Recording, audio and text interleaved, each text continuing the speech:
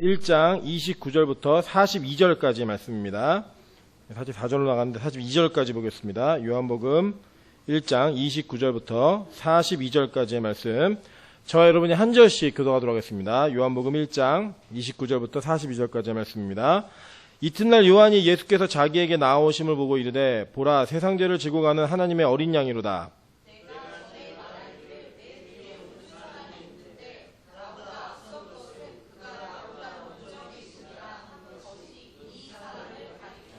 나도 그를 알지 못하였으나 내가 와서 물로 세례를 베푸는 것은 그를 이스라엘에 나타내려 함이라 하니라.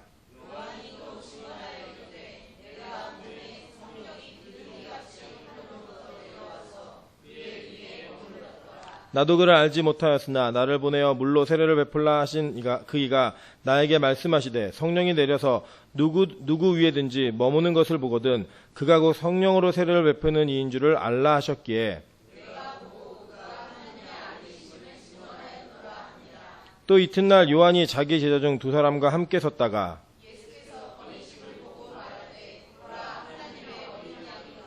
두 제자가 그의 말을 듣고 예수를 따르거늘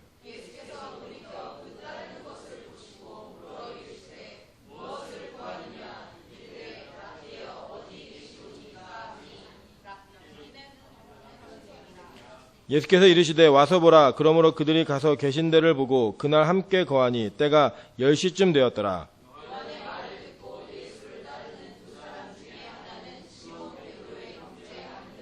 그가 먼저 자기 형제 시몬을 찾아 말하되 우리가 메시아를 만났다 하고 메시아는 번역하면 그리스도라.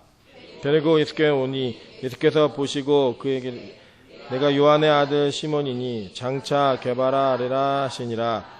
게바는 번역하면 베드로라. 아멘.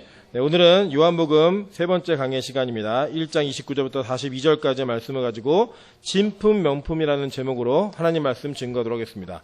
여러분, 우리가 자주 즐겨보시는 또 관심 있는 프로그램 중에 하나가 TV 진품 명품이라는 프로그램이 있습니다. 아시죠? 이제 막 들고 나와서 이렇게 뭐 이게 얼마냐 감정가 받고 뭐 맞추고 뭐 이러는 프로그램인데 제가 지금 여기 간지에 실어드린 그 사진은요, 이 진품 명품의 레전드로 남은 작품입니다. 이게 그 안중근 의사가 1910년에 감옥에 갇혀 있는 중에 자기 손가락을 단지한 채로 경천이라는 글자를 이렇게 써서 자기의 결의와 자기의 마음의 뜻을 이 글씨에 담아냈던 내용입니다.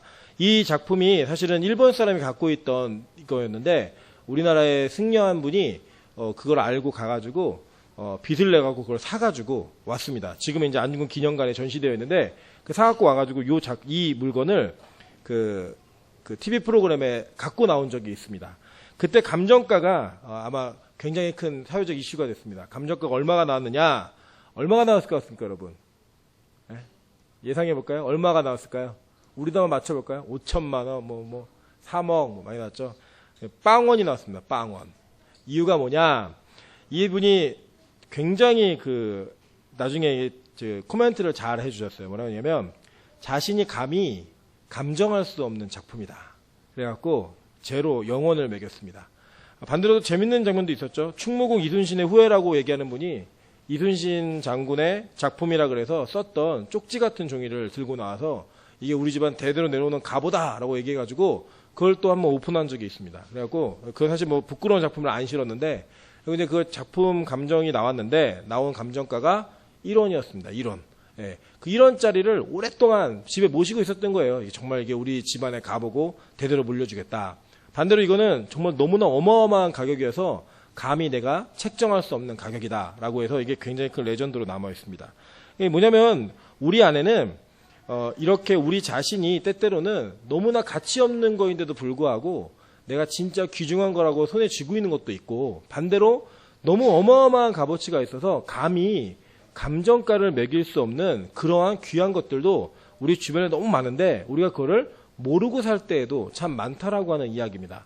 사실 오늘 여러분이 읽으신 이 본문의 장면은 예수님이 이 땅에 오셔서 자기 자신을 나타내시기 전에 그 내용들을 기록하고 있는 것들입니다. 그 시점이에요. 그리고 보시면 오늘 읽으신 본문에 31절 보시면 나도 그를 알지 못하였으나 내가 와서 물로 세례를 베푸는 것은 그를 이스라엘에 나타내려 함이라 하니라 라고 얘기하는 거예요. 그 지금 예수님을 나타나게 하라고 한다는 것은 그 전까지는 나타나지 않았다라는 거죠. 그죠? 나타나지 않았었는데 이제는 그를 나타내겠다라고 말을 하고 있는 거예요. 왜냐하면 그 당시에 유대 문화 속에서는 누군가 자기를 나타내는 것, 자기의 명예를 노출시키는 것을 굉장히 중요한 사건으로 이해합니다. 그래서 사실 예수님의 세례가 우리가 지난주에 살펴봤던 대로 신학적인 의미에서 구원의 길을 여는 여러 가지 내용들도 있지만 실제로 이 장면 속에서는 예수님이 이스라엘 전체 역사의 무대 가운데 등장하시는 그 장면을 이야기하고 있다는 거예요. 그런 차원에서 오늘 우리가 본문을 이해한다면 그 예수님을 소개하고 있는 세례 요한에게 조금 집중하려고 합니다. 세례 요한에게. 자, 이 세례 요한이 어떤 사람이었냐? 사실은 그 세례 요한은 어머니가 엘리사벳이었고 아버지가 사가랴라고 하는 그 레위 지파의 제사장이었습니다. 그런데 재밌는 게 뭐냐면 마리아가요. 여러분 마리아가 그 잉태를 하잖아요. 그죠? 잉태를 해가지고 마리아가 임신한 상태에서 자기의 사촌이었던 이종 사촌이었던 엘리사벳을 찾아갑니다. 그때 그 두 아이가 그러니까 엘리사벳 뱃속에는 세례 요한이 있었고 마리아 뱃속에는 예수님이 있었잖아요. 그 두 아이가 서로 그 복중에서 뛰놀면서 서로 교제하는 것을 어머니끼리 느끼면서 부른 찬양의 내용들이 성경에도 기록되어 있습니다. 잘 아시죠? 그 내용들을 살펴보면 세례 요한은 예수님의 사촌 형입니다. 6개월 형이에요. 근데 그 뱃속에 있는 아이가 세례 요한이 뱃속에 있었을 때 그 아이가 예수님이 누군지 알아봤다라는 거예요. 참 재밌고 신기한 일이죠. 누가복음 1장 39절부터 44절 보겠습니다. 이때 마리아가 일어나 빨리 산골로 가서 유대 한 동네에 이르러 사가랴의 집에 들어가 엘리사벳에게 문안하니 엘리사벳이 마리아가 문안함을 들매 아이가 복중에서 뛰노는지라. 엘리사벳이 성령의 충만함을 받아 큰 소리로 불러 이르되 여자 중에 내가 복이 있으며 내 태중의 아이도 복이 있도다. 내 주의 어머니가 내게 나오니 이 어찌된 일인가. 보라 내 문안하는 소리가 내 귀에 들릴 때 아이가 내 복중에서 기쁨으로 뛰놀았도다 라고 얘기해요. 그러니까 엘리사벳과 그리고 그 뱃속에 있었던 세례 요한은 지금 자신 앞에 나타난 마리아와 그 마리아 뱃속에는 예수가 어떤 존재인지를 알았다라는 거예요. 그죠? 그래서 엘리사벳은 나이가 많은 여자였거든요. 이 엘리사벳이 뭐라고 얘기했냐? 내 주의 어머니가 라고 얘기하면서 마리아를 내 주의 어머니라고 이야기하고 있고 그 예수를 내 주라고 얘기하고 있다는 거예요. 그리고 그렇게 찬양할 때 뱃속에 있는 아이가 그것을 기뻐하면서 같이 복중에 뛰노는 것을 엄마가 느꼈다는 거예요. 엄마가. 사실 저는 이제 저도 애를 이제 낳아보니까 알겠는데 엄마가 모성애가 더 클 수밖에 없는 이유가 있겠더라고요. 사실 아빠는 사실 애가 뱃속에서 막 움직이는 거 잘 못 느낍니다. 못 느끼고 가끔 이제 만지면은 이제 쑥쑥 이렇게 미는 거 이 정도 잠깐 느끼는데 엄마는 그걸 계속 24시간 느끼는 거잖아요, 사실. 그러니까 낳고 나면 이 아이에 대한 애착이나 이 아이가 느끼는 감정 이런 게 더 실제로 느껴질 것 같아요. 그 제가 이제 저도 들었던 이야기인데 찬수가 어렸을 때 엄마 뱃속에서 단 거를 먹으면 수박을 먹으면 그렇게 좋아했대요. 수박을. 지금도 수박을 정말 잘 먹습니다. 수박을. 그리고 이제 막 그 뛰노는 게 느껴졌겠죠. 느끼면서 얘기한 건데 재밌는 건 뭐냐. 이 엄마하고 아이가 동시에 자기가 지금 대면하고 환영하고 있는 분이 어떤 분인지를 알았다는 거예요. 여러분 그러니까 우리가 한 가지 여기서 깨달아 느껴지죠. 예수를 알고 느끼고 그분을 믿는 것은 인간의 경험과 지식과 자기가 듣고 있는 정보를 통해 사는 게 아니라는 거예요. 엘리사벳은 그럴 수 있겠죠. 그죠? 엘리사벳은 이미 뭐 성장한 어른이고 율법을 잘 아는 레위지파 가문에 시집간 여자니까 그거는 당연할 수 있는 일입니다. 그런데 뱃속에 있는 세례 요한이 그것을 기뻐했다라고 하는 건 사실 이해하기 힘들어요. 그죠? 뭐 정보가 있는 것도 아니고 우리가 그것을 어떻게 이해할 수 있는 방법으로 가르칠 수 있는 내용도 아니라는 거예요. 그렇다면 이거 뭘로 느끼고 뭘로 알게 된 거냐? 다른 거 없습니다. 그냥 믿음으로 성령에 충만해서 알게 됐다라는 거예요. 그래서 여러분 구원은 절대 지식에 근거한 열매가 아님을 우리가 기억해야 합니다. 구원은요 우리에게 주시는 믿음은 하나님의 신비이지 절대로 내가 안다라 그래서 되는 게 아니라는 거예요. 그래서 어떤 시간 보시면 오랫동안 알아왔는데도 불구하고 오랫동안 교회를 다녔음에도 불구하고 예수를 안 믿다가 어떤 특정한 사건이나 계기 때문에 예수를 믿게 되는 경우도 우리가 보게 되고요. 진짜 우리가 뭐 아무것도 모르는 상태에서 뭐 꿈 한번 꾸고 뭐 환상 한번 보고 이래서 예수 믿는 사람도 있다라는 거예요. 실제로. 우리가 그거를 감히 가늠할 수 없는 영역이라는 겁니다. 세례 요한은 그런 사람이었어요. 그래서 여러분 우리가 중요한 게 뭐냐? 우리가 때때로 신앙생활 하다 보면 믿기 힘든 내용들에 대한 진리가 다가올 때가 있습니다. 그죠? 예를 들면 뭐 가장 기본적인 천지창조 계속 배우지만 이게 믿음이 있으니까 그 얘기를 들으면서 은혜를 받는 거지, 믿음이 없는 사람들은요 아무리 논리적으로 잘 가르쳐줘도요 그거 안 믿습니다. 안 믿어져요. 제가 얘기했잖아요. 진화론과 창조론의 싸움은 과학적 정보와 지식의 분량의 싸움이 아닙니다. 믿음의 싸움이에요. 믿음. 그게 증명이 됐다고 얘기한들 믿지도 않을 뿐더러 그게 증명이 안 됐다고 한들 안 믿지도 않는다는 거예요. 자기가 무엇을 믿느냐를 가지고 선택하는 부분이라고 하는 겁니다. 그래서 여러분, 우리에게 진짜 믿음이 있는 것은 너무나 중요한 문제라는 거예요. 너무나 중요한 문제. 때때로는 우리가 마치 뭐 공부를 해야지만, 뭔가 신앙생활을 열심히 해야지만 믿어지는 것 같지만 성경은 절대 그렇게 말하고 있지 않아요. 하나님의 온전하신 택하신 가운데 이루어지는 거예요. 그래서 여러분, 우리가 안 믿어질 때 더 긴장해야 합니다. 내 마음에 의심이 들고 마치 설교의 내용이나 성경의 내용이 나에게 이렇게 뭔가 꽂히는 것 같은 느낌이 없을 때, 아, 내가 혹시 주님 앞에 선택받지 못하는 그 유기된 자의 자리에 있지 않은가라고 하는 긴장감이 우리 안에 있어야 돼요. 아, 난 피곤하니까, 뭐 난 옛날부터 들어왔으니까. 그런 문제가 아니라는 거예요. 그런 차원의 문제가. 마찬가지입니다. 자녀들을 위해서 기도하실 때에도 어떤 기도를 해야 되느냐? 내가 잘 교육시키고 내가 잔소리하고 그러면 걔가 변할 것 같지만 절대 변하지 않아요. 하나님이 그 아이를 손대주시고 하나님이 그 아이를 만져주시기를 기대하면서 기도해야 된다는 거예요. 전적인 하나님의 선택이니까.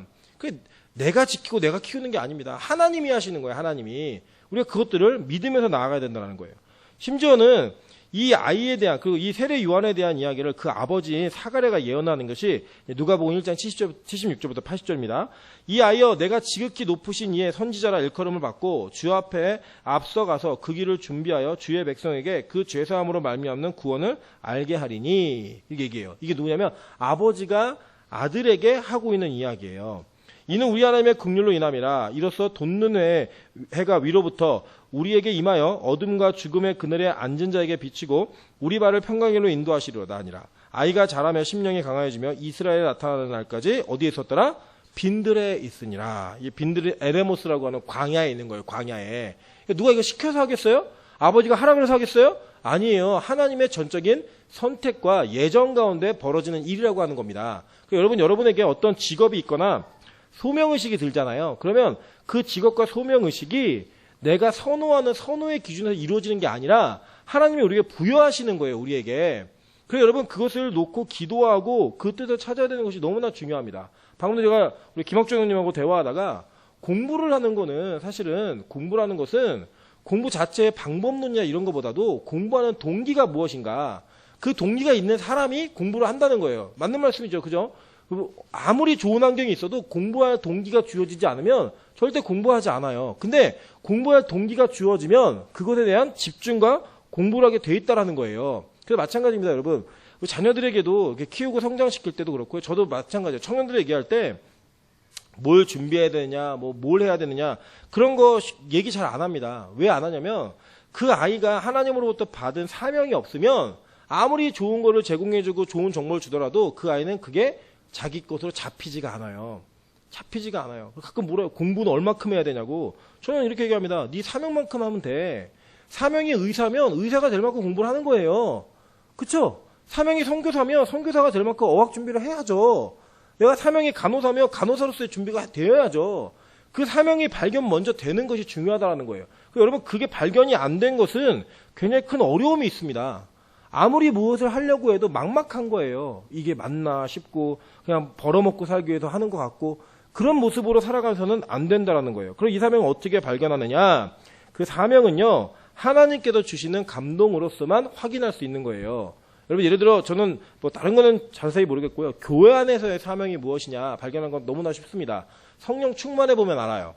성령 충만하면 내가 진짜 하고 싶은 게 있어요. 내가 은혜 받으면 교회 청소를 하고 싶다.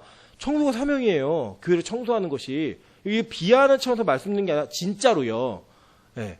왜냐하면 여러분, 교회를 섬기는 일은 여러 가지 일로 다 감당이 되어집니다. 그리고 우리가 볼 때는 더 값어치 있는 일이 있는 것 같고 더 귀한 일이 있는 것 같아요. 근데 하나님 보시기엔 똑같아요. 하나님은 어차피 똑같이 평가하십니다. 5달란트 받은 자나 2달란트 받은 자나 결과물을 남겼을 때 칭찬은 똑같았거든요. 그러니까 여러분 볼 때는 뭐 설교하고 뭐 장로로 섬기고 이런 게 멋있어 보이겠지만 아니에요. 오히려 그만큼의 하나님 앞에서 묻는 책임이 있습니다. 책임이. 예를 들어 이런 거잖아요. 여러분 한 사람이 성경을 잘못 읽고 잘못 큐티를 해갖고 내가 스스로 하나님 말씀을 곡해했다. 그러면은 자기만 회개하고 자기 안에서만 끝나면 돼요. 그죠? 저는요. 설교를 하잖아요. 저는 제가 한마디를 잘못하면 적어도 우리 빛과소금 교회 공동체에 있는 사람들에게는 다 영향을 미치는 거예요. 그 책임이 누구에게 있겠어요?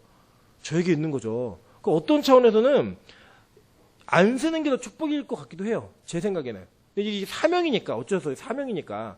저는 사실 설교 준비를 하면 제 시간 가는 줄을 모르고 합니다. 그냥. 너무 재밌어요. 설교 준비하는 게 너무 재밌고, 성경 자체가 너무 신나요. 재밌고. 여러분 안 그러시죠? 그냥 저는 근데 그게 신나요, 그냥.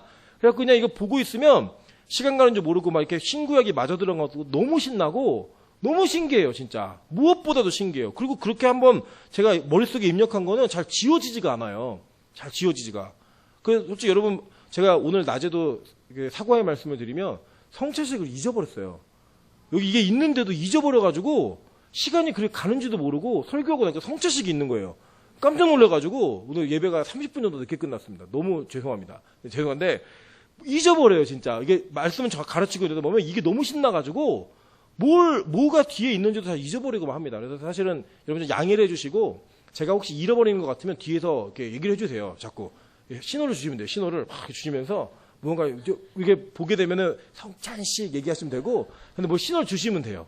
그래야 제가 정신을 차립니다. 그 정도로 제가 집중되는 게 있다는 거예요. 왜 그러느냐? 사명이기 때문에. 딴 게 아니라. 여러분 그게 어렵고 힘든 일이 아니에요. 그냥 사명은요. 남들이 볼 때는 좁은 문 같고 힘든 일 같지만 너무 그게 신나고 기쁜데요. 어떡하겠어요, 그냥. 그런 일이 있다라는 거예요. 여러분 그 정도 돼야 사명인 겁니다. 저는요. 청년들에게 대학교를 가면 꼭 해보라는 게 하나 있습니다. 뭐냐면 평생에 잊지 못할 뜨거운 연애를 한번 해봐라. 이렇게 얘기를 해요. 그럼 이제 왜 그렇게 얘기하느냐. 그래서 제가 그 다음에 하는 얘기가 진짜 더 중요한 얘기입니다. 그 뭐냐면 네가 앞으로 무슨 일을 할 때 그만큼 열심히 하지 않으면 진짜 사랑하는 게 아니야. 그게 공부든 직업이든 진짜 결혼할 사람을 만나든 뭐든 간에. 왜냐면 대학교 1학년 때 만난 남자애고는 결혼 못할 확률이 99.9%거든요. 그래서 저는 그냥 열정적인 연애를 해라. 그러니까 부모님들도 막 눈 부릅뜨고 누굴 만나 이러고 하지 마시고 하라 하세요. 그냥. 다 헤어져요. 그냥 어차피 대학교 1학년 때 만난 애들. 여기 권사님들 중에도 계신가요? 대학교 1학년 때 만나서 지금 결혼하시면 계세요? 없으시죠? 그죠? 진짜 몇 명 만나셨어요? 감히 얘기 못 하잖아요, 지금. 여기서 큰일 나니까.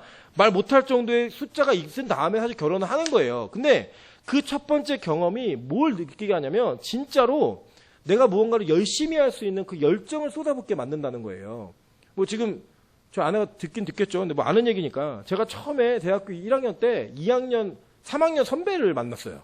네, 연상의 여인을 만났습니다. 근데 흔하지 않았거든요. 근데 얼마나 열심히 연애를 했냐면 밤새도록 통화하고 같이 새벽기도 간 다음에 그다음에 롯데월드를 갔어요. 개장할 때까지 기다렸다가 그 앞에서. 그리고 또 늦게까지 놀고 집에 오는데 코피가 났어요. 코피가. 지하철에서. 그 정도로 열심히 한 거예요. 열심히. 새벽기도 밤새도록 통화하고 새벽기도 같이 왔다가 새벽기도 끝나면 개장할 때까지 기다려갖고 놀이기구 타고 그러고 온 거예요. 그때가 제 열정이에요. 열심. 물론 이제 나이가 드니까 저희 아내하고 그게 안 되더라고요. 저희 아내랑 저는 연애할 때 뭐 했냐면 루미큐브를 많이 했어요. 루미큐브를. 그래갖고 루미큐브를 같이 하면서 한 판에 10,000원씩 해가지고 24시간 커피 전문점에 앉아갖고 철야 끝나고 나가지고 4-5시까지 그걸 한 거예요. 그래서 제가 저희 아내한테 연속으로 25번인가를 이겼어요. 25만 원을 따가지고, 예, 그걸로 이제 먹고 놀고 했습니다. 했는데, 그 4시, 5시에 끝나고 집에 가면 너무나 졸려가지고, 그래서 결혼한 거예요. 예, 사고 날까봐. 그래서 밤에 힘들어가지고, 체력이 안 되니까. 근데 중요한 건 뭐냐? 제가 그 경험을 기준으로 해서 그 다음에 제가 그 정도의 뭔가를 집중을 할 때 열심히 없으면, 내가 이거 진짜 하고 싶은 게 아니구나. 라고 하는 생각을 제 안에서 결정을 내리고 그게 진짜 값어치 있는 일인가 없는가를 구분을 합니다. 제가 요새 영어 공부 열심히 한다고 그랬죠. 예, 영어 공부 열심히 하는데 지금 숙제를 하느냐고 평균 수면 시간이 3시 반이에요. 그러니까 수면 드는 시간이. 그러면 어떤 때는 뭐 새벽에도 잠깐 2시간 자고 오기도 하고 1시간 반 자고 오기도 하고 뭐 그런 일이 지금 계속 벌어질 것 같아요. 그리고 당분간 제가 이렇게 마르거나 이래도 교일 때문에 힘들어서 그런 게 아니라 공부 열심히 하고 있어서 그래요. 근데 재밌어요. 재밌어요, 진짜로. 그러니까 이게 자기 안에서 하나님이 허락하시는 때에 준비되어지는 사명이 있는 거예요. 그 정도의 열정이 있어야 된다니까요. 그러니까 뭐 이게 맞아요, 틀려요 이 정도 얘기하면 아직 사명 발견 못한 거예요. 죽어도 난 이 일을 한다. 난 죽어도 이 길을 간다. 라고 하는 그 정도의 각오와 결단이 있어야 된다는 거예요. 그리고 그 정도 있어야 또 결혼도 하고요. 사실 우리 형제자매들 뭐 어떤 방해가 있어도 다 뛰어넘는다. 이 정도의 열정 없으면 어떻게 결혼을 해요? 못한다는 거예요. 세례 요한에게는 그런 사명의식이 있었어요. 그래 혼자 빈들 가서 산 거예요. 광야 가서. 여러분 광야 안 가보셨죠? 제가 가보니까요. 사람 살 수 있는 곳이 아니에요. 저는 못하겠어요. 너무 더워가지고 너무 진짜 못하겠어요. 근데 그걸 누군가는 했다는 거예요. 그래서 여러분 그런 사명들을 발견하셔야 돼요. 근데 그런 사명을 발견한 자가 뭐라고 얘기했느냐? 세상지를 지고하는 어린 양에 대한 이야기를 합니다. 그죠? 근데 이 어린 양이 어떤 의미가 있는지 유대적 관점에서 살펴보셔야지만 이것이 어떤 의미가 있는지를 알 수 있다는 거예요. 자, 먼저 볼게요. 이디오피아 내시가 그 성경을 읽다가 이사야서를 읽다가 빌립 집사를 만납니다. 예수님 제자 빌립이 아니라 빌립 집사를 만나요. 사도행전 8장에 있는 이야기인데 읽어보겠습니다. 읽는 성경 구절은 이것이니 일러스되 그가 도살자에게로 가는 양과 같이 끌려갔고 털 깎는 자 앞에 있는 어린 양이 조용한 것 같이 그의 입을 열지 아니하였도다. 그가 굴욕을 당했을 때 공정한 재판도 받지 못하였으니 누가 그의 세대를 말하리요. 그의 생명이 땅에서 빼앗김이로다 하였거늘 그 내시가 빌립에게 말하되 청컨대 내가 묻노니 선지자가 이 말한 것이 누구를 가리킴이냐, 자기를 가리킴이냐, 타인을 가리킴이냐 이게 물어요. 그죠? 그러니까 읽었는데 모르는 거예요. 이 내용이 누군지를. 이 사람이 누구야? 라고 하는 기초적인 질문을 가진 거죠. 그랬더니 빌립이 가르쳐줍니다. 빌립이 입을 열어 이글에 시작하여 예수를 가리켜 복음을 전하니 라고 이야기해요. 자, 그러니까 뭐냐면 구약을 근거로 이 이디오피아 내시가 이사야서를 읽다가 질문이 생긴 거예요. 이게 뭐지? 이게 이사야 자신을 말하는 거야? 아니면 딴 사람을 말하는 거야? 그 질문으로부터 시작된 것이 뭐로 이어졌느냐? 이 글에서부터 시작하여 빌립이 예수를 가르칩니다. 그죠? 그 예수를 가르치니까 어떤 일이냐면 나중에 길가 가다 물 있는 곳에 이르러 그 내시가 말하되 보라 물이 있으니 내가 세례를 받으면 무슨 거리낌이 있느냐라고 물어요. 그게 뭐예요? 나 예수 믿겠다는 거예요. 나 세례 받겠다는 거예요. 그럼 대단하지 않습니까? 사실 우리나라가 좀 부끄럽게 생각해야 될 게 뭐냐면 전 세계에 학습이라는 제도가 있는 나라가 우리나라밖에 없습니다. 학습받고 세례받고 이렇게 하잖아요. 입교하고 하는데 입교는 뭐 유아세례 받은 아이들이 받는 거니까 그건 논외로 치고 학습을 주는 기간이 왜냐? 이 학습은 향후 6개월 동안에 이 사람이 최소한 6개월 동안에 진짜 세례를 받을 만한 믿음인가 아닌가를 확인하는 절차를 거치는 거예요. 그럼 무슨 얘기냐? 왜 우리나라에만 있느냐? 우리나라에 두 가지가 있는데 서리집사제도 우리나라에만 있어요. 서리집사제도하고 이 학습제도 우리나라에만 있는데 이 서리집사제도는 하도 직분을 받고 싶은데 안 주면은 교회 옮기니까 이 만든 거예요 이게. 예, 그 우리 집사들 많잖아요 지금 처녀 집사들도 있고 총각 집사들도 있을 텐데 집사들 많아요. 왜 그러냐 옮길까봐 준 것 같아요. 어쨌든 아니 우리 교회는 능력 있게 사역하라고 주신 건데 이거 옮길까봐 준 거고 또 하나 이 학습은 얼마나 사기를 많이 쳤으면 그러니까 진짜 세례를 줬는데 그 세례를 주고 받고 난 다음에 신앙인처럼 안 사니까 그리스도인처럼 안 사니까 이걸 검증하고 주자라고 해서 맞는 제도인 거예요. 근데 이 내시는요 자기가 말씀을 읽다가 그 말씀에서부터 예수를 발견하니까 나는 세례 받으면 거리낌이 없다라고 세례를 받아요. 그래서 뭐냐면 이 말씀을 기초로 한 신앙은 세례를 바로 받아도 될 만큼 길에서 그냥 길 가다가 받았다니까. 예수 전달 받고 길 가다가 받았어요. 말씀을 기초로 한 믿음은 그냥 길 가다가 바로 그 자리에서 즉석 세례를 받을 만큼의 확실한 아주 확실한 근거가 될 수 있다는 거예요. 그래서 여러분 신앙생활을 몇십 년 교회를 다녔느냐 뭐 얼마나 교회 봉사했냐 이런 거 별로 중요하지 않고요. 진짜 중요한 내용이 뭐냐? 내가 예수를 고백하는 그 근거가 뭐로부터 시작되어 있느냐. 너무나 중요한 개념입니다. 그래서 오늘 이 어린 양에 대한 개념들을 조금 더 살펴볼게요. 자, 왜 예수를 어린 양이라고 했을까? 이 어린 양에 대한 이미지와 개념들은요, 유대인들은 다 알아요. 자, 볼게요. 창세기 22장 7절부터 8절, 또 13장부터 14절의 이야기입니다. 이삭이 그 아버지 아브라함에게 말하여 이르되, 내 아버지여 하니, 그가 이르되, 내 아들아, 내가 여기 있노라. 이삭이 이르되, 불과 나무는 있거니와 번제할 어린 양은 어디 있나이까? 아브라함이 이르되 내 아들아 번제할 어린 양은 하나님이 자기를 위하여 친히 준비하시리라 하고 두 사람이 함께 나아가서 라고 얘기해요. 여기서 우리 몇 가지를 좀 교훈을 받아야 될 게 있죠. 첫째는 아브라함은 아들에게 예배법을 제대로 가르쳤다는 거예요. 아이가 아버지가 준비한 제사예법을 보고 쭉 가다가 아버지 진짜 제사에 중요한 어린 양이 없어요. 이거를 아이가 먼저 아버지한테 얘기할 정도의 신앙교육이 제대로 되어 있었다는 거예요. 근데 아버지가 얼마나 마음이 찢어지겠어요. 왜냐면 아버지는 왜 준비 안 해갔냐면 하나님이 이삭 바치라 그랬거든요. 그러니까 이제 이런 거죠. 아버지가 이제 얘를 죽여야 되는 입장이에요. 데리고 가는데 아들이 올라가다가 묻는 거예요. 아빠 오늘 누가 죽어? 이렇게 묻는 거예요. 그 아버지 마음이 어떻겠어요. 그런 찢어지는 마음을 가지고 이 아이를 데리고 올라가요. 데리고 올라가고요. 진짜로 그 나중에 저희 창세기 때 배우겠지만 아브라함이 쇼한 거 아니에요. 원어에 그대로 나와요. 살인을 저지르려고 도살하려고 칼을 듭니다. 그때 천사가 말리죠. 아브라함아 급하게 말려요. 그러고 났더니 나중에 뒤에 이야기예요. 아브라함이 눈을 들어 살펴본즉 한 수장이 뒤에 있는데 뿔이 수풀에 걸려 있는지라 아브라함이 가서 그 수장을 가져다가 아들을 대신하여 번제로 드렸더라.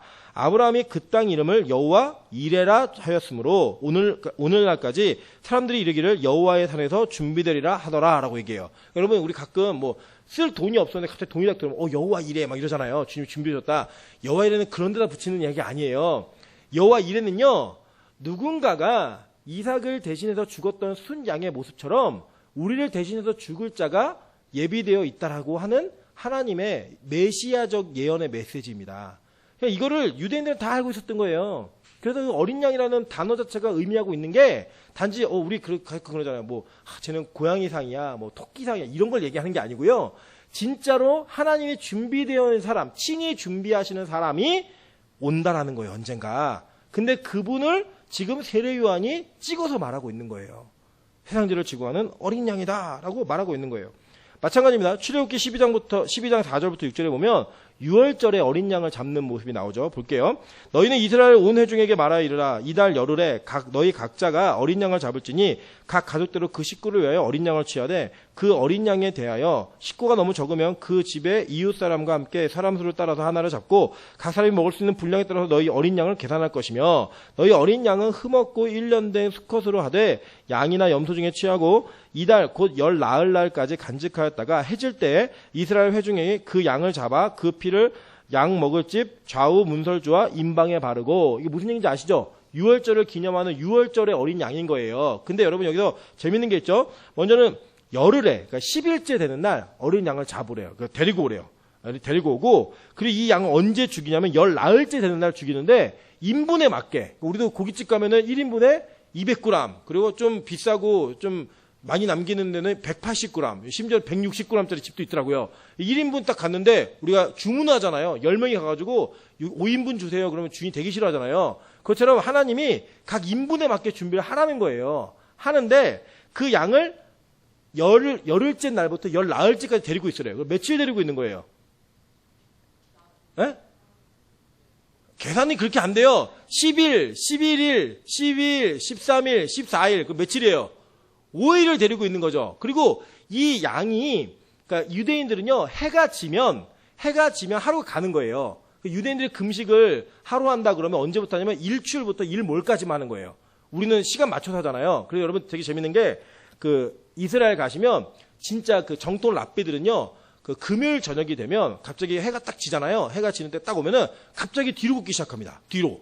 이유는 뭐냐? 앞으로 걸으면 일이고, 뒤로 걸으면 일이 아니에요. 안식일을 지키면 뒤로 걸어요. 저는 우리나라에도 유대인들이 되게 많더라고요. 공원에 가면 아주머니들이 다 뒤로 걸으시면서 대한민국 유대인들이 참 많다 느끼는데 뒤로 이렇게 걸으세요. 그 철저하게 지켜요. 그러니까 실제로 저녁이 되면 양을 잡으라 그랬던 거는 6일째까지 데리고 있는 거예요. 이해되시죠? 무슨 말인지. 6일째 되는 날까지 데리고 있는 건데 그 데리고 있는 이유가 뭐냐면 이거예요. 자, 양이 집에서 데리고 있으면서 이 양이 집에 가족의 일원이 되는 거예요. 그리고 이 양을 마지막 날 잡으면서 6일째 데리고 있다 잡으면서 가족의 대표로서 우리의 집안의 모든 죄를 대신해서 죽는 어린 양의 모습인 거예요. 그리고 그 양이 죽은 피를 인방과 문설주에 바르면 우리는 피값, 죄값을 치른 집이야 라고 해가지고 죽음의 사신이 그 집을 패스오버, 넘어가는 게 6월절이에요. 넘을 했고 6월절이라고 하는 게 패스오버, 넘어가다라는 뜻이거든요. 넘어가는 거예요. 원래 죽어야 되는데 이 집안 백성들이 그런 일을 감당하는 게 뭐였냐? 어린 양이었던 거예요. 이해되시죠? 어린 양. 그러니까 이 어린 양을 주는 이미지가 있다고요. 여러분 우리나라에서는 뭐 아우 쟤 여우 같아. 그러면 우리 이미지가 알잖아요. 무슨 이미지인지. 근데 이스라엘에서는 아우 쟤 여우 같아. 그러면 파괴자예요. 횡포자. 왜냐하면 이 여우들이 포도원에 있는 담을 그 쥐를 잡겠다고 설치를 잡는다고 밑을 자꾸 파가지고 포도원 담장을 무너뜨려 버려요. 그럼 이제 포도원에 짐승들이 들어가가지고 포도원을 다 망치는 거예요. 그리고 우리나라의 여우의 개념과 이스라엘 여우의 개념은 완전 다른 개념입니다. 그리고 왜 그 아가서에 보면은 여우를 잡자 얘기하잖아요. 그게 이 우리나라의 여우 같은 것들을 잡자 이런 뜻이 아니라 파괴자, 사랑을 파괴하고 우리 포도원을 무너뜨리는 것을 잡아내자 이런 의미인 거예요. 그러니까 이제 그런 의미로 접근한다면 어린 양이라고 했을 때 갖는 이미지가 있는 거예요. 여러분 실제 양 보신 적 있으세요? 양? 네. 제가 대관령에 가서 양을 봤는데요. 처음 봤을 때 깜짝 놀랐습니다. 저는 맨날 성경에서 양 그러니까 밖에 예수님이 안고 있는 그림 막 이런 거 보면 양이 하얀 털에 깨끗하고 막 그러잖아요. 저는 양이 저한테 가까이 오는데 토하는 줄 알았어요. 냄새가 너무 나갖고 막 구역질이 올라오더라고요. 그리고 그 양털이 하얘야 되는데 회색이요, 거의 회색. 예, 이게 뭐 양털로 만든 뭐가 좋다던데 이게 별로 그렇게 큰 이렇게 메리트가 없을 정도로 그렇더라고요. 이게 그 양이 그런 양이 우리한테 주는 이미지가 있는 것처럼 지금 이 성경 시대에 어린 양 그러면 그 사람들이 갖는 이미지가 있었다는 거예요. 또 한 가지를 볼까요? 그래서 고린도서 5장 7절에 보면 너희는 누룩 없는 자인데 새 덩어리가 되기 위하여 묵은 누룩을 내버리라. 우리의 유월절 양 곧 그리스도께서 희생되셨느니라 라고 얘기하는 거예요. 정확히 아는 거죠. 유월절을 기념으로 해서. 자, 그런데 또 한 가지가 있어요. 레위기 16장 6절부터 10절에 보면 아사셀이라고 하는 여러분이 아주 익숙하지 않은 표현이 좀 나옵니다. 그게 뭔지 한번 볼게요. 아론은 자기를 위한 속죄제에 수송아지를 드리되 자기와 집안을 위하여 속죄하고 또 그 두 염소를 가지고 회막문 여호와 앞에 두고 두 염소를 위하여 제비를 뽑되 한 제비는 여호와를 위하여 한 제비는 아사셀을 위하여 할지며 아론은 열을 위하여 제비 뽑은 염소를 속죄제로 드리고 아사셀을 위하여 제비 뽑은 염소는 산채로 여호와 앞에 두었다가 그것으로 속죄하고 아사셀을 위하여 광야로 보낼지니라 라고 얘기해요. 자, 이게 뭐냐면 어떻게 하는 거냐면 이게 두 마리의 송아지를 뽑는 거예요. 염소. 그러니까 사실은 이게 레위기에 번역된 염소 양이거든요. 원래 원어대로 그 의미를 찾으면 네 발 달린 짐승이에요. 근데 그걸 의역해가지고 뭐 염소니 양이 바꿨지만 네 발 달린 짐승 중에 굽이 갈라져 있는 짐승을 얘기하는 거예요. 그래서 이 네 발 달린 짐승, 이 양 두 마리를 딱 뽑아가지고 뭘 하느냐? 한 마리 두 중에 제비를 뽑는 거예요. 하나는 여호와를 위한 양을 제비를 뽑고 하나는 뽑는 거예요. 제비를 뽑아가지고 여호와를 위한 양은 속죄제로 바로 드립니다. 제사로 거기서. 그리고 이 속죄제를 드리고 난 나머지의 제물은 넓적다리라든지 특정 부위만 제사장들이 먹는 거예요. 그리고 난 다음에 한 마리는 산채로 여호와 앞에 두었다가 어디로 내보내냐면 광야로 내보냅니다. 그래갖고 실제로는 이 광야로 이 양을 끌고 가요. 끌고 가가지고 절벽에서 던져요. 예, 그거 죽입니다. 그게 뭐냐면 이 진중에 있는 죄악을 다 이 양이 지고 가갖고 그 죄의 대가를 치르는 거예요. 치르는 의식을 하는 거예요. 그래서 버리는 거예요. 그냥 광야에 갔다가. 여러분 양은요 얼마나 이 그 생존력이 약한 짐승이냐면 양은 한 번 넘어지면 못 일어나요. 주인이 일으켜줘야 돼요. 눈이 얼마나 안 좋은지 눈이 이렇게 바로 앞에 있는 것도 잘 못 봐요. 예, 그 정도로 양은 이렇게 눈이 안 좋습니다. 그리고 나중에 이게 양에 대한 거를 그 보고 싶으면 필립 켈러라는 분이 있는데 양과 목자라는 소책자를 쓰셨어요. 근데 그 책이 뭐냐면 이분은 원래 그 중동 지방에서 양을 키우던 분이었어요. 목동 출신인데 신학자가 되셨어요. 그래갖고 쓰니까 시편 23편을 해석해놓는데 정말 재밌어요. 나중에 기회가 되면 한번 소개도 해드리겠지만 읽어보시면 참 재밌습니다. 어쨌든 그렇게 연약한 짐승에게 모든 것을 다 쥐어서 내보낸다는 거는 죽으란 얘기예요. 죽이는 거예요. 그런 양의 이미지가 그들에게 있었던 거예요. 그러니까 이 어린 양이다, 세상죄를 지고 가는 어린 양이다라고 예수님에 대한 지정을 하고 그 예수에 대한 것들을 이야기할 때 유대인들은 그게 뭘 의미하는 건지 지금 우리가 얘기한 모든 복합적 개념이 다 들어가 있는 거예요. 이해되시죠?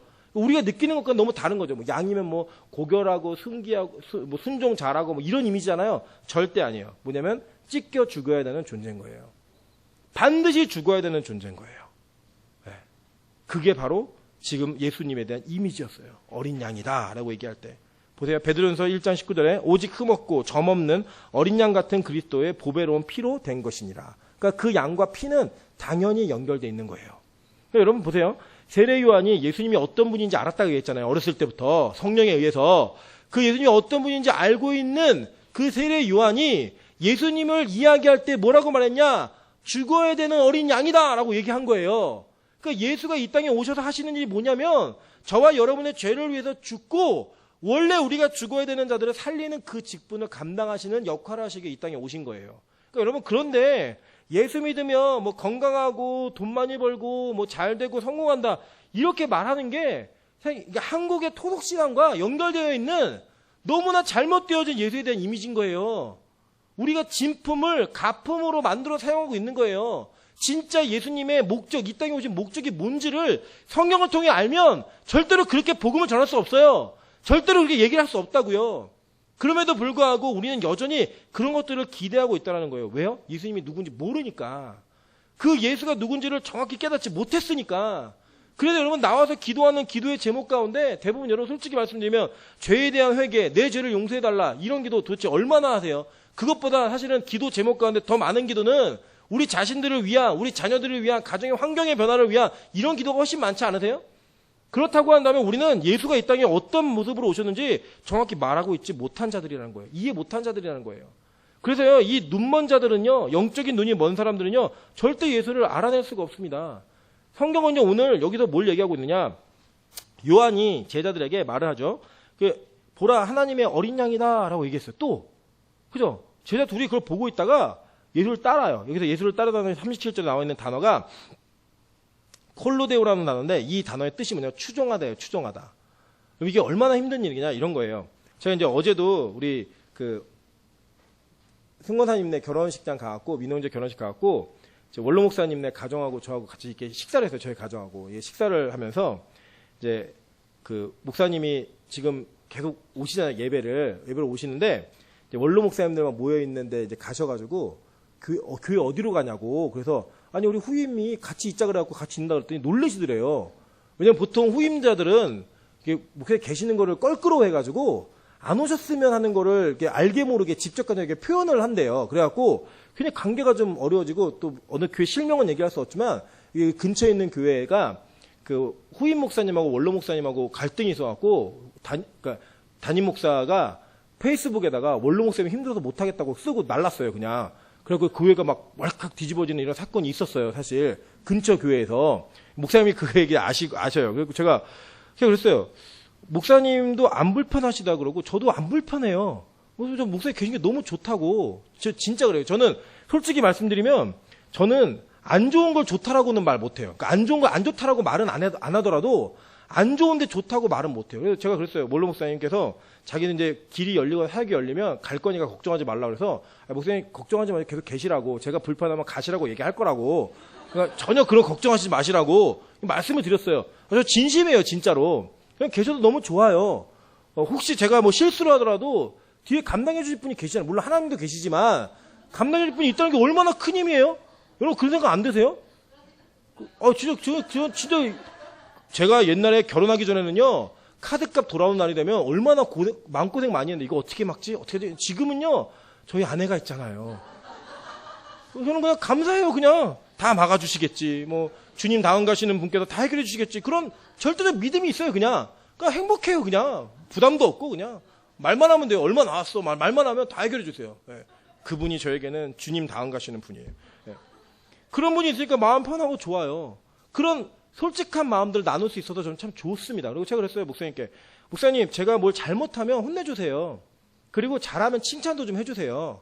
그래서 제가 좀 잘할 수 있게 도와주셨다가, 목사님, 진짜 하나님이 길을 열어주시면 축복받으며 가시면 좋으니까, 그거는 그때 가서 할 일이고, 지금은 어쨌든 같이 계시자고. 제가 말씀드렸어요. 진심이에요, 진짜로. 이게 어려워요, 근데 실제로. 여러분, 이게 되게 좋은 귀감이 되는 일입니다. 진짜 부모 자식 간에서 싸운다니까요. 아버지가 원로 목사고 자식이 담임 목사인데 싸워요. 진짜예요. 많아요. 제가 교회의 치부를 드러내는 것 같아도 실명을 들어 얘기 못하지만 진짜 많아요. 그런 교회들이. 근데 우리 교회는 그런데 되게 좋은 교회예요. 아멘?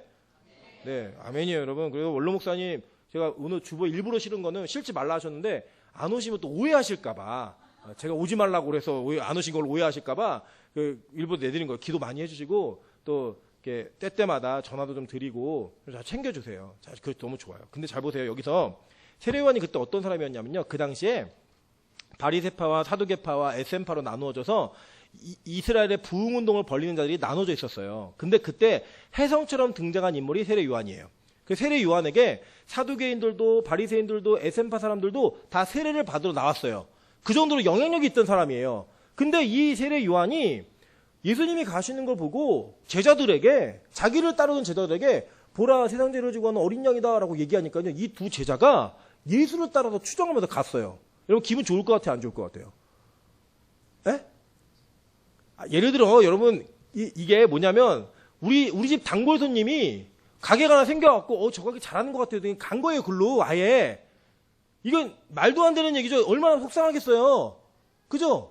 뭐 예를 들어 여러분이 뭐 리더나 뭐 간사나 뭐 이런 거 하고 있는데 뭐 구역장 하고 있는데 우리 구역원이 새로 구역장 세워졌는데 거기 소문이 너무 좋다라 칭찬 한번 했더니 다 글로 가겠다고 간 거예요. 마음 좋을 사람 아무도 없어요. 근데 이거를 할 수 있는 자가 누구냐? 세례 요한이 했어요. 왜냐? 그는 그분이 어떤 분인지를 알았기 때문이에요. 그분이 무슨 사역을 하시는 분인지를 알았기 때문입니다.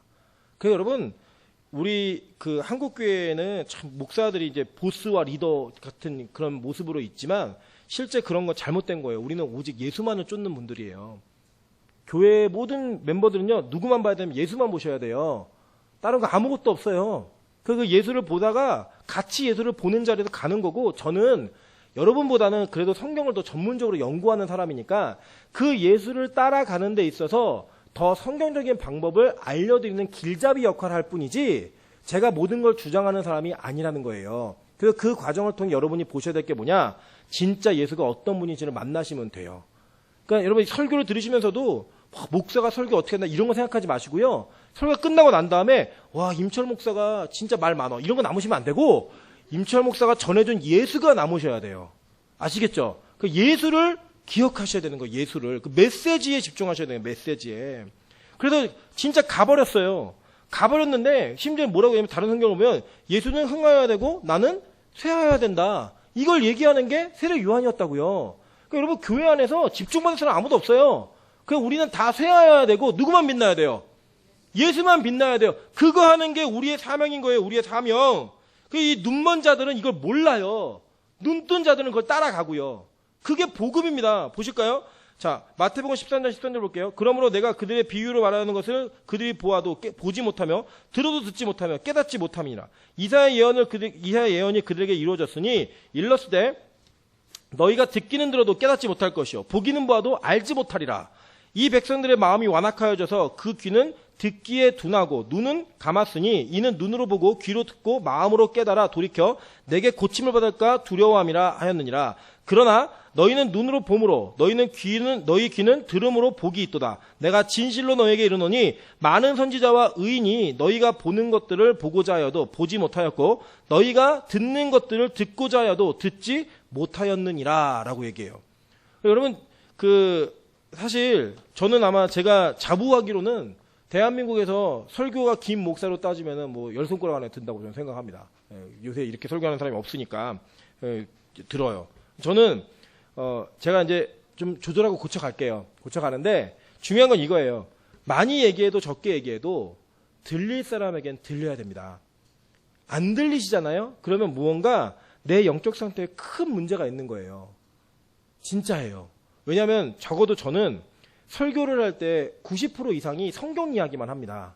90% 이상 성경 이야기만 해요. 잠깐 여러분이 지루해 하실까봐 뭐 제 예화나 이런 것들 얘기하고 저는 바깥 활동을 그렇게 많이 하는 사람이 아니어갖고 주로 듣는 예화가 저희 집안 이야기, 애기 이야기 이런 거 해요. 생활하는 게 다 그거니까 책 보고 나머지 이제 집에 뒹굴뒹굴거리고 그거밖에 없어요. 저는. 그러다 보니까 그런 얘기 잠깐 하긴 하지만 90%가 성경 이야기예요. 그렇다면 적어도 헛소리 하진 않는다는 거예요. 10% 정도 헛소리가 있다면 90%는 그래도 여러분 들리실 수 있는 이야기, 아니 들어야 되는 이야기를 한다는 거예요. 들어야 되는 이야기. 근데 안 들리신다. 그러면 무언가 심각한 고민을 하셔야 돼요. 내가 지금 예수님의 말씀을 듣는데 안 들리고 있다. 예수님의 말씀이 보여지고 있는데 못 보고 있다. 그러면 우리 안에 내 영적 상태가 심각한 문제가 있다라고 점검을 바로 하셔야 된다고요. 제가 대단해서가 아니라 메시지가 안 들리실 때. 이해되셨죠? 무슨 말인지. 그리고 솔직히 말씀드릴게요. 여러분 이 교회에서 나 진짜 아무것도 안 들리는데 내가 어느 S교회를 갔더니 거기는 너무 잘 들린다. 가세요.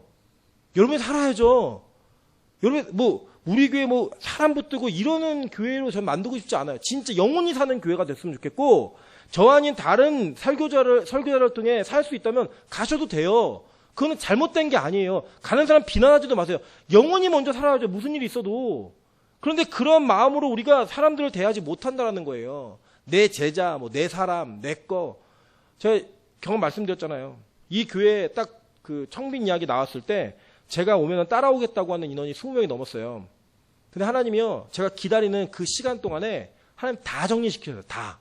그게 개인의 사정이건 공적인 문제건 제 잘못이건 당신 본인의 실수건 뭐든 간에 하나님 싹 정리시켜요. 싹.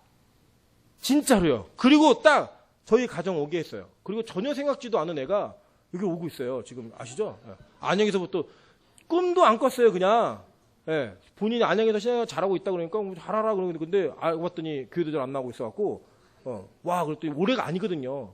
첫 주도 오면서 인사차 가니까 오는데 1시간 반 넘게 걸리니까 내가 다시 올 때가 아니구나. 그리고 왔다가 은혜 받고 다음 주에 또 와야겠다. 그리고 집에 가다가 차 밀리니까 아니 올 때가 아니구나. 그러다가 다시 또 오고 이런 일을 경험하면서 오고 있어요. 언제 안 와도 이상하게 생각하지 마세요. 그냥. 당장 안 올 수도 있으니까 이상하게 생각하지 마시되. 근데 중요한 건 뭐냐? 전 믿어요. 하나님이 붙여준 사람이 있어요. 우리가 생각하기에 제 생각이 있거든요. 걔는 꼭 왔어야 되는데 얘는 나랑 같이 했어야 되는데 아니요. 하나님이 안 들리게 하고 이 교회 사명이 아니면 그거를 끊어놓으세요. 근데 얘는 왜 왔지? 왜 왔니? 왜 왔는지 모르고 왜 왔지? 근데 와 있어요. 그 하나님 은혜예요. 그 하나님이 하시는 일이라는 거예요. 그 여러분 영원히 사는 문제에 집중하셔야 돼요. 진짜로요. 세례요한은요 그걸 알았어요. 자기에게 제자로 남아있는 것보다 진짜 원판이고 실제이신 예수를 향해 가는 것이 옳다라는 걸 알았다고요. 그래서 그것을 허용해 준 거예요. 그리고 그걸 받아들인 거예요. 그 보세요. 예수께서 홀로 계실 때 10번이에요. 예수께서 홀로 계실 때 함께한 사람들이 12제자 더불어 그 비유들에 물으니 이르시되 하나님 나라의 비밀을 너에게 주었으나 외인에게는 모든 것을 비유로 하나니 이는 그들로 보기에는 보아도 알지 못하며 듣기는 들어도 깨닫지 못하게 하여 돌이켜 죄사함을 얻지 못하게 하려 함이라 하시고 또 이르시되 너희가 이 비유를 알지 못할진데 어떻게 모든 비유를 알겠느냐라고 얘기하세요. 그러니까 예수님의 가르치심의 70%가 비유입니다.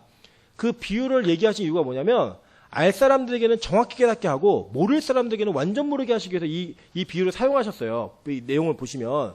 그러니까 뭐냐 말씀이 자꾸 들리고 깨달아지는 거 그게 은혜라는 거예요. 택함 받은 자의 특징. 저는요 진짜 신기한 게 제가 제 실력을 알잖아요. 제 실력을. 근데 저는 어떤 은혜가 있냐면 제가 예를 들어 여러분 깜짝 놀라지 마세요. 준비한 거에 반도 못해요. 맨날. 네, 깜짝 놀라시죠? 근데 저는 제가 속상한 게 뭐냐면 학원은요 더 들으려면 돈을 더 내야지 들을 수 있어요. 그죠? 근데 교회는 목사가 설교가 길면 사과를 해야 돼요. 죄송하다 그래야 되고 잘못했다 그래야 되고 막 이래요. 그래서 되게 속상하긴 한데 어쨌든 제가 준비한 걸 반도 못하는데 제가 설교 강단에 올라와서 설교하다가 뭐가 있냐면요. 이게 진짜예요. 제가 공부하거나 준비돼서 아는 게 아니에요. 근데 전하다가 여기서 깨달아지는 게 있어요. 여기서. 전하다가. 근데 그 말씀에 제가 은혜를 받아요. 난 이렇게 말할 수 있는 실력이 있는 사람이 아닌데? 이건 내가 깨달을 수 있는 게 아닌데? 그러게 막 깨달아져요. 그래서 저는 그때마다 확인하는 거예요. 하나님이 나를 설교자로 불렀구나. 나를 말씀을 가르치는 자로 부르셨구나. 라고 하는 것에 대한 확신을 갖고 있어요. 여러분, 제가 이제 우리 교회가 이제 여러 가지 과정들이 있겠지만, 이제 성경 공부할 장소가 만들어지고 이러면요. 성경 공부 시작할 거예요. 예, 이 설교하고는 다른 차원의 어느 정도의 위력이 있느냐. 저희 아내가 성경 공부를 하다가 저랑 결혼하기로 작정을 했어요. 진짜예요. 성경 공부를 하다가 저한테 문자를 보냈어요. 목사님이 자꾸 남자로 보여요. 그 제가 그래서 계속 남자로 보라고. 그래갖고 저희가 결혼하게 된 게 성경 공부 때문에 그래요. 그 정도의 위력이 있습니다. 그 정도의 위력이. 무슨 얘기인지 아시겠죠? 그래서 진짜 성경을 좀 알고 싶다. 내가 성경을 이해하고 싶다. 그리고 하나님의 말씀의 뜻이 뭔지 알고 싶다 그러면 저랑 같이 공부하셨으면 좋겠어요. 왜냐면 저도 공부하면서 다시 배우는 게 진짜 많거든요. 그래서 우리 교회가 그 유익을 좀 누렸으면 좋겠어요. 그리고 우리가 그 준비가 되고 나면 이제는 누가 와도 어떤 본문이 떨어져도 예수를 가르칠 수 있는 그런 실력 있는 교회 준비 딱 돼놓으면 하나님 영혼 맡기실까요? 안 맡기실까요? 맡기셔요. 저는 그게 먼저라고 생각해요. 그러니까 그전까지는 전도하고 싶으면 막 드셔도 참으세요. 아직 우리 실력이 없어요. 우리가 아직 실력이 없으니까 참으셨다가 그때 사람들이 막 밀려 들어올 때 여러분이 막 말씀을 가르칠 수 있는 그런 은혜가 있어야 돼요. 그런 충만함과 뜨거움이 먼저 있어도 우리가 주님 앞에 부복하고 내가 믿고 있는 예수가 어떤 분인지를 고백할 수 있고 막 예배 들으라고 듣는 게 아니라 막 드릴 수 있는. 제가 그래서 얼마나 감격인지 아세요? 제가 수요 예배 때 간지를 몇 장을 만들어야 될까 고민한다니까요. 와, 그거 얼마나 좋은 고민인지 아세요? 야, 지난번에는 15장 만들었는데 모자라갖고 20장을 만들어왔는데 한 장이 남았어요. 근데 이번 주에 20장을 만들어왔는데 그게 모자라가지고 인원이 더 많이 와가지고 저는 너무 감격이에요, 진짜. 야, 그렇게 설교를 길게 하는데도 그걸 들으러 오시는구나. 뭐 예의상 오시는 건지 모르겠지만 어쨌든 저는 수요 예배 간지를 100장 찍는 날, 아멘? 100장 찍는 날, 그날이 반드시 올 거라고 믿습니다. 예, 그래도 플러스 원 운동 하시면 돼요. 오시면 돼요, 더. 그럼 100장을 찍을 수 있는데 여러분 기여하시는 거예요, 진짜로. 그런 은혜가 우리 안에 있어야 돼요, 진짜로. 깨닫는 은혜가. 말씀이 깨달아지는 은혜. 여러분 진짜 말씀이 깨달아지잖아요. 그러면 예배가 얼마나 재밌냐면 제가 이게 저는 설교를 하는데 너무 재밌어가지고 시간 가는 줄 몰라요, 진짜. 예, 죄송해요. 그래도 너무 죄송한데 시간 가는 줄을 몰라요. 근데 이것이 깨달아질 때 얻는 유익이 뭐냐? 우리에게 죄사함의 은혜가 있다는 거예요. 진짜 봐야 될 것을 볼 수 있고 진품이 뭔지를 발견할 수 있는 은혜가 있다는 거예요. 보실까요? 이사야 6장 8절이요. 또 내가 주의 목소리를 들으니 주께서 이르시되 내가 누구를 보내며 누가 우리를 위하여 갈고 하시니 그때 내가 이르되 내가 여기 있나이다 나를 보내소서. 여호와께서 이르시되 가서 이 백성에게 이르기를 너희가 듣기는 들어도 깨닫지 못할 것이요 보기는 보아도 알지 못하리라 하여 이 백성의 마음이 둔하게 하며 그들의 귀가 막히고 그들의 눈이 감기게 하라. 염려하건대 그들이 눈으로 보고 귀로 듣고 마음으로 깨닫고 다시 돌아와 고침을 받을까 하노라 하시기로. 진노한 백성에게 주신 말씀이에요. 그러면 여러분 보세요.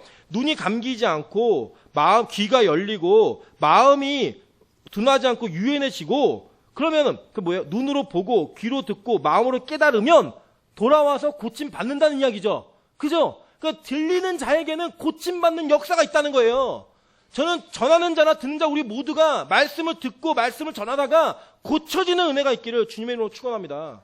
진짜 보세요. 12번 보세요. 고린도서 1장 18절부터 26절. 십자가의 도는 멸망하는 자들에게는 미련한 것이요 구원받는 우리에게는 하나님의 능력이라. 네, 능력이라. 제가 지금 낮 예배 때 너무 시간 오버해갖고 일찍 끝내드리려고 막 빨리 하다 보면 급하게 막 말이 빨라지고 있습니다. 천천히 하라고 사인을 받았습니다. 네. 여러분 십자가의 도는요 멸망하는 자들에게는 너무나 미련한 일이에요. 근데 구원을 받은 우리에게는 하나님의 능력인 거예요. 그래서 교회에서는요 십자가의 복음이 끊이지 않고 선포돼야 되고요. 교회에서는 예수가 반드시 가르쳐져야 됩니다. 그 은혜가 우리에게 주어지지 않으면 그 은혜가 우리의 마음만에 꽂히지 않으면 이 교회는 생명력이 사라진 교회예요. 끝난 교회라고요. 보세요. 굵은 글씨만 읽을게요. 하나님의 지혜에 있어서는 이 세상이 자기 지혜로 하나님을 알지 못하므로 하나님께서 전도에 미련한 것으로 믿는 자들을 구원하시기를 기뻐하셨도다 라고 얘기해요. 미련한 것으로 세상 사람 볼 때 얼마나 미련해요 우리가. 그 미련한 것으로 우리를 구원하시기를 기뻐하셨다고 얘기해요. 우리는 십자가에 못 박힌 그리스도를 전하니 유대인에게는 거리끼는 것이요 이방인에게는 미련한 것이로되 오직 부르심을 받은 자들에게는 유대인이나 헬라인이나 그리스도는 하나님의 능력이요 하나님의 지혜니라. 하나님의 어리석음이 사람보다 지혜롭고 하나님의 약하심이 사람보다 강하니라. 형제들아 너희를 부르심을 보라. 육체를 따라 지혜로운 자가 많지 아니하며 능한 자가 많지 아니하며 문벌 좋은 자가 많지 아니하도다. 이런 조건으로 구원받는 게 아니라는 거예요. 들려지는 은혜가 있는 자들에게 구원이 있다라는 거예요. 여러분 진짜 진품을 알아볼 수 있는 눈이 개안되시기를 주님의 이름으로 축원합니다. 보세요. 시력이 회복된 자들이 있습니다. 내가 보고 그가 하나님의 아들이심을 증언하였노라. 누구예요? 요한, 사도 요한이 자기가 보고 하나님의 아들이심을 증언한다고 얘기해요. 눈이 떠진 거예요. 시력이 회복된 거예요. 마태복음 16장 24절. 이 회복된 자들이 어떻게 하느냐? 이에 예수께서 제자들에게 이르시되 누구든지 나를 따라오려거든 자기를 부인하고 자기 십자가를 지고 나를 따를 것이니라. 이 예수를 보는 눈이 열리지 않은 자들은요 자기 부인 못해요. 자기 십자가 못 집니다. 여러분 자기 부인이 뭔지 아세요? 나는 없는 거예요. 내가 없는 거예요. 자기를 부인하는 거예요. 부인. 진짜 예수를 만나면 진짜 사랑하면 자기 부인하게 돼 있어요. 여러분 저는 여름이 되면 에어컨을 끼고 사는 사람이에요. 끼고. 저희 아내는 여름에도 선풍기 바람을 맞아도 아파요. 근데 제가 신혼여행 때 얼마나 사랑했겠어요. 신혼여행 때는. 신혼여행을 태국으로 갔는데 선풍기를 못 틀게 하는 거예요. 저한테는 지옥여행이에요. 지옥여행. 죽는 줄 알았습니다. 진짜. 근데 그걸 참아내요. 왜냐하면 자기 부인이 되는 거예요. 내가 아내를 너무 사랑하니까 이 아내가 그러니까 바람을 못 견디니까 그걸 참고 거기에 있는 거예요. 그 좋은 호텔에서 에어컨을 못 틀고 견디는 거예요. 그거를 샤워를 몇 번씩 하면서. 자기 부인이에요. 그게 예수를 믿는 자들에게는 자기가 없어요. 자기를 부인해야지만 십자가를 지고 따를 수 있는 거예요. 사명을 지고. 그 자기 부인이 먼저 돼야 되는 게 뭐냐? 예수를 보는 자들, 예수가 어떤 분인지를 아는 자들이 그걸 할 수 있다는 거예요. 마태복음 4장 22절 볼게요. 그들이 곧 배와 아버지를 버려두고 예수를 따르니라. 베드로가요, 예수님이 어떤 분인지 알고 나서요, 진짜 경험하고 나서요, 뭐 했어요? 배를 버리고요, 아버지를 버리고 예수를 따랐습니다. 자기의 모든 걸 포기하고 예수를 따를 수 있는 그것이 진짜 예수가 어떤 분이신지를 아는 자들만이 할 수 있는 내용이라는 거예요. 그죠? 여러분에게 지금 집 버리고 차 버리고 직장 버리고 예수 따르라는 거 신학교라는 얘기 아니에요. 절대로. 그런데 주님이 그걸 원하시면 할 수 있는 믿음은 있어야 돼요. 주님이 그걸 원하시면 언제든지 놓고 갈 수 있는 마음이 있으셔야 돼요. 이 세상 것에 집착하고 이 세상 것을 연연하고 자기 부인이 안 된 자들은, 예수가 누군지 모르는 자들은 절대 그걸 할 수 없어요. 진짜 진품이 뭔지 알고 진짜 명품이 뭔지 아는 자들은 그 진품과 명품을 구하기 위해 자기의 모든 것들을 다 바친다니까요. 자기의 모든 것들을 다 투자한다니까요. 그게 저와 여러분이 해야 될 일인 거예요. 해야 될 일. 제가 얘기했잖아요. 아까도 어떤 스님 하나가 안중근 의사의 유품을 갖기 위해 빚을 져가지고 그 빚으로 그 유품을 사온 게 감정가를 매길 수 없는 진품이 되어 있잖아요.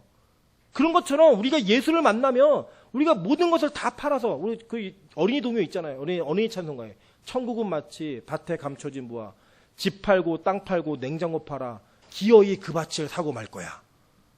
그죠? 그게 진짜 천국을 만난 자들, 예수를 믿는 자들의 특징인 거예요. 그게 안 되어 있다면 아직 우리는 예수를 진짜 믿는 자들이 아니고, 우리가 부르는 예수가 성경에 말하고 있는 예수와는 다른 예수일 수 있어요. 여러분, 제자들이 믿는 예수님이 우리가 믿는 예수님이라면 우리가 제자들과 똑같이 살아야 되잖아요. 아니에요? 제자들은 사람이니까 예수처럼은 못 살아도 제자처럼은 살아야 될 거 아니에요. 그러면 그 예수를 만남으로 인해 우리에게 나타나는 변화는 반드시 제자들과 같은 변화가 있어야 된다는 거예요. 뭐 뒤에 이거 읽어보시면 다 그런 내용인데, 자, 그렇게 바뀐 자들에게 예수님이 하신 일이 뭐였냐? 새 이름을 주십니다. 그죠? 이름을 바꿔버리셨어요. 성경을 보면요, 하나님께서 이름을 바꿔주신 일을 참 많이 합니다. 아브람을 뭐라고 바꿔주셨죠? 아브라함으로. 사레를 사라로 바꿔주셨죠? 그죠? 그리고 야곱을 뭐라고 바꿔주셨어요? 이스라엘이라고 바꿔주셨죠? 시몬을 뭐라고 바꿔주셨어요? 베드로라고 바꿔주셨어요. 여러분, 이름은요, 이 네이밍 작업은 그 통치권이 있는 자들에게만 할 수 있는 일이었어요. 그래서 여러분, 아담에게 하나님, 우리 배우시겠지만 아담에게 하나님이 온갖 짐승들과 식물들 이름을 짓게 하셨죠. 그게 뭐냐, 통치자로서 역할을 하게 하시는 거예요. 실제로 보시면 보세요. 창세기 5장 1절부터 2절 보시면, 이것은 아담의 계보를 적은 책이니라. 하나님이 사람을 창조하실 때에 하나님의 모양대로 지으시되 남자와 여자를 창조하셨고, 그들이 창조된 날에 하나님이 그들에게 복을 주시고 그들의 이름을 사람이라 일컬으셨더라 라고 얘기해요. 이름 져주신 거예요. 통치권이에요. 응? 그리고 나중에 우리가 이 통치권으로 인해 우리 이름이 어떻게 바뀌냐. 오늘 시몬은 개바라고 바뀌었죠. 베드로라 바뀌었잖아요. 나중에 우리 이름이 바뀌어요. 어떻게 바뀌느냐. 계시록 22장 3절부터 보겠습니다. 다시는 저주가 없으며 하나님과 그 어린 양의 보좌가 그 가운데 있으리니 그의 종들이 그를 섬기며 그의 얼굴을 볼 터이요 그의 이름도 그들의 이마에 있으리라 라고 얘기해요. 그러면 그의 이름이 그들의 이마에 박히는 거예요. 우리 이름에 예수의 이름이 박히는 거예요. 그리고 우리가 성도라는 이름으로 바뀌어지는 것, 거룩한 자라는 이름으로 바뀌어지는 것, 그게 우리 이름이 바뀌어지는 거예요. 그 이름이 바뀌어진다고 새 사람 되는 거예요. 새 사람. 그 여러분, 예수를 믿고 새 사람 되셔야 됩니다. 진짜 바뀌어지는 사람이 되어야 돼요. 그게 하나님의 통치권 안에 있는 모습인 거예요. 그렇게 된다면 어떻게 해야 하느냐? 다시는 밤이 없겠고 등불과 햇빛이 쓸데없으니 이는 주 하나님이 그들에게 비추시며 그들이 세세토록 무슨 노릇하리라? 왕 노릇하리라. 왕이에요, 우리 왕. 저는 저와 여러분이 왕으로서의 등극하는 날이 멀지 않았다고 생각합니다. 네, 여기 나이 드신 권사님들, 집사님들은 이제 돌아가셔서 가실 가능성이 크고요. 저희도 그렇게 될 날이 있겠지만 저희 살아계신 동안에 주님 오시는 날이 있으면 그렇게 우리가 그날 왕이 되는 거예요, 왕이. 그렇게 바뀌어지는 존재인 거예요. 그거를 우리 이 땅에서 예수님이 이렇게 샘플로 탁탁탁 모형으로 보여주고 계신 거예요. 시몬이요, 갈대라는 뜻이에요. 흔들리는 자. 그 사람 어떻게 됐어요? 개바, 반석이 된 거예요. 나중에 예수님이 그 터 위에 교회를 세우십니다. 내가 반석 위에 교회를 세우리니, 그래서 베드로 위에 교회를 세우시는 거예요. 그게 바로 하나님의 약속이었던 거예요. 여러분, 집에 명품 있으시죠? 진품 있으시죠? 네. 그죠? 뭐 반지가 됐던 뭐가 됐던 있으시잖아요. 아깝잖아요. 못 버리잖아요. 제가 그 결혼하기 전에 전 여자친구가 선물해준 신발을 저희 아내가 버렸어요. 버리면서 그 멀쩡한 신발을 내고 왜 버려? 그랬더니 왜 갖고 있어? 내가 하나 사줄게. 그리고 버리고 새 걸 사줬어요. 그 신발을 신어요. 저도 보니까 저희 아내에게 전 남친에게 받은 명품 백들이 많이 있더라고요. 제가 그랬어요. 버려. 그랬더니 이거 얼마인 줄 알아? 얘기해줬는데 제가 그랬어요. 계속 갖고 있어. 그랬어요. 사줄 수 없으니까, 너무 비싸니까 가지고 있으라고 얘기했어요. 지금도 갖고 다녀요. 그래서 저희 아내가 들고 다니는 명품 백은 저희가 산 게 아니라 다 엑스 보이프렌드들이 다 사준 내용들입니다. 오해하지 마세요. 어쨌든 사치스러운 여자 아니가 선물 받은 거 들고 다니는 거예요. 근데 이거예요. 제가 능력만 되면 다 바꿔주고 싶어요. 근데 괜찮아요. 안 되니까 제가 못 해준 거 남이 준 거 얼마나 좋아요. 제가 해줘야 되는데 괜찮아요. 그냥 괜찮은데 중요한 건 뭐냐, 새로운 변화가 있음으로 인해서 가지는 마음가짐이나 모든 게 다 달라지잖아요. 그럼 그 명품 그거 쥐고 그거 세상에 가방 하나도 상표 하나 붙은 거지, 이거 뭐예요 사실. 아무것도 아닌데 상표 하나 붙은 거 그거가 그렇게 소중해요. 그거 갖고 싶어도 여러분 되게 있으면 좋잖아요. 그죠? 우리는 큰 거 안 바라잖아요. 자꾸 반짝이는 거 이런 거 바라고. 그죠? 사랑의 완성은 뭐예요? 백이 완성이고. 그죠? 그런 완성품을 다 들고 다니면서 여러분의 기쁨이 있잖아요. 근데 진짜 명품인 예수를 발견하잖아요. 이 세상에 그 어떤 것도 값어치 없는 게 됩니다. 이 세상에 그 어떤 것도 언제든지 포기할 수 있는 게 돼요. 그게 예수의 가치, 진짜 명품이고 진짜 진품이신 예수의 가치라는 거예요. 그 가치를 발견하는 저와 여러분 되시기를 주님의 이름으로 축원합니다. 지금 같이 한번 통성으로 기도하겠습니다. 기도하실 때 하나님, 내가 예수 이름이 귀하다고 얘기하고 예수가 나의 구주라고 얘기하고 당신 없으면 안 된다고 말은 하고 있는데 삶을 돌아보면 그렇지 않습니다. 저도 그렇거든요. 가르치고 있는데 진짜 예수 위에 다 버릴 수 있어? 모르겠어요. 총각들은 다 할 것 같았는데 사랑하는 아내가 생기고 아이가 생기니까 망설여지는 게 있어요. 잘 안 되더라고요. 여러분, 이제 진짜 우리가 예수를 진짜 진품으로 생각하고 명품으로 생각하면 그럴 수 있을까요? 여러분, 나를 위해 100만 원, 200만 원, 300만 원 쓰는 거 안 아까운데 주님 앞에 드리는 100만 원, 200만 원, 300만 원, 300만 원 아깝죠? 딴 거 아니에요. 그분이 어떤 분이신지 몰라서 그래요. 나를 위해 쓰는 시간은 하나도 안 아까운데 교회 예배 시간이 30분 길어지고 1시간 길어지면 미칠 것 같아요. 그게 저 여러분입니다. 저도 마찬가지고요. 그게 우리입니다. 하나님, 주님이 우리보다 귀하다고 얘기하는데 명품이라고 얘기하고 있는데 진짜 명품처럼 안 대한다니까요. 하나님 도와주십시오. 왜냐하면 그거는 구원으로부터 탈락한 자들에게 있는 모습이에요.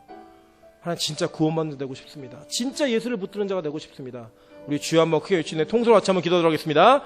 주여! 아버지 하나님, 역사하시는 주의 은혜를 간절히 기도하며 나아갑니다. 하나님, 주님이 진짜 명품이시고 진짜 가치 있는 분임을 발견할 수 있는 은혜가 있길 원합니다. 하나님, 어린 양의 뜻을 깨닫는 자들이, 아버지 그 비유를 아는 자들이 예수를 따랐습니다. 그의 따르는 모습들은 자기를 부인하고 십자가를 지고 배와 아버지를 버려두고 따랐던 그 모습들을 우리가 바라봅니다. 하나님, 진리를 깨달을 수 있는 은혜가 있게 주님 도와주시고 그 예수가 어떤 존재인지를 발견할 수 있는 우리 그리스도인 될 수 있도록 축복하여 주시옵소서. 아버지 하나님, 이름만 명패만 아버지 직분만 있다고 내가 그리스도인 아닙니다. 하나님, 나 주를 위해 모든 것들을 버리고 포기할 수 있는 진짜 믿음이 있어야지만 그것을 아버지 우리의 믿음이라고 고백하고 있습니다. 하나님, 우리에게 그 믿음을 허락하여 주시옵소서. 아버지, 우리에게 그 믿음을 주심으로 말미암아 예수로 인해 우리의 모든 것들을 다 내어던지고 자기를 부인하고 예수만을 쫓을 수 있는 그런 은혜가 우리 안에 나타날 수 있도록 축복하여 주시고나오니 주여 인도하시고 역사하여 주시옵소서. 천국에 대한 소망 하나 때문에 아버지 이 땅의 것을 티끌로 여기는 자들 될 수 있게 도와주시기 원합니다. 하나님, 아버지 예수에 대한 소망 한 가지 때문에 아버지 그 어떤 것도 비교할 수 없는 그런 은혜가 우리 안에 있길 간절히 소망하오니 주여 역사하시고 은혜를 베풀어 주시옵소서. 함께하여 주시옵소서. 하나님, 진짜 명품이시고 진짜 진품이신 예수 그리스도가 우리에게 깨달아지는 은혜가 있게 도와주십시오. 머리로만 있는 것이 아니라 마음 가운데 그 예수를 인정하고 믿는 은혜가 있게 도와주십시오. 하나님, 그러므로 말미암아 당신께서 이 세상 그 무엇보다도 귀하다는 사실 가운데 우리의 삶을 자기를 부인하고 십자가를 지고 예수를 따르는 인생으로 변화될 수 있도록 축복하여 주시옵소서. 하나님, 이것은 우리가 단지 열심히 있느냐 없느냐의 문제가 아니라 구원받은 자인가 구원받지 못한 자인가를 판별하는 판별식이라면 하나님, 우리에게 반드시 통과해야 되는 문제임을 고백합니다. 주여, 우리를 불쌍히 여겨주시고 눈이 띄어지게 하시고 마음이 열리게 하시고 귀로 듣게 하셔서 아버지 예수를 향한 그리고 돌아와 고침받는 그런 은혜가 우리 안에 나타날 수 있도록 축복하여 주시옵소서. 이 교회를 바꾸어 주시옵소서. 주여 앞에 모든 것 맡기고 부탁드리오며 예수님 이름으로 기도합니다. 아멘. 우리 찬송가 86장 찬양하도록 하겠습니다.